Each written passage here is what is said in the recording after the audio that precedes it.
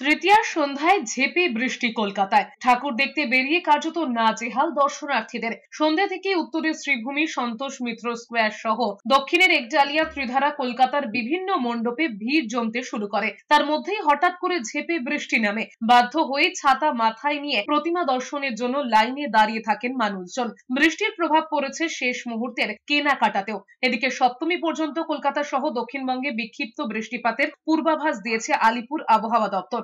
27 তারিখ সকালে নিম্নচাপ উড়িষ্যা, অন্ধ্র উপকূল দিয়ে স্থলভাগে ঢুকবে। এর প্রভাব পড়তে পারে দক্ষিণবঙ্গের জেলাগুলোয়। এর জেরে 7 দিন দক্ষিণবঙ্গে বিক্ষিপ্ত বৃষ্টিপাত হবে। শুক্রবার বৃষ্টি কিছুটা কম হবে। শনিবার ভারী বৃষ্টির সম্ভাবনা রয়েছে দক্ষিণ 24 পরগনা, ঝাড়গ্রামে। 40 থেকে 50 কিমি বেগে বইতে পারে ঝোড়ো হাওয়াও। কলকাতাতেও বিক্ষিপ্তভাবে বৃষ্টিপাত চলবে। উত্তরবঙ্গেও আপাতত সোমবার পর্যন্ত বৃষ্টির সতর্কতা জারি রয়েছে। 28, 29, 30, 1 এই 4 দিনে মেঘলা কিছুটা থাকবে।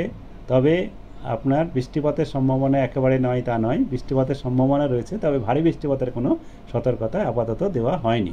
কেবলমাত্র হালকা থেকে মাঝারি 1-2 পশলা বৃষ্টি হয়ে যেতে পারে। তাছাড়া দিনের বেশিরভাগ সময়তেই বৃষ্টিপাতের সম্ভাবনা তেমন যে কন্টিনিউয়াস বৃষ্টি হবে এরকম সম্ভাবনা নেই।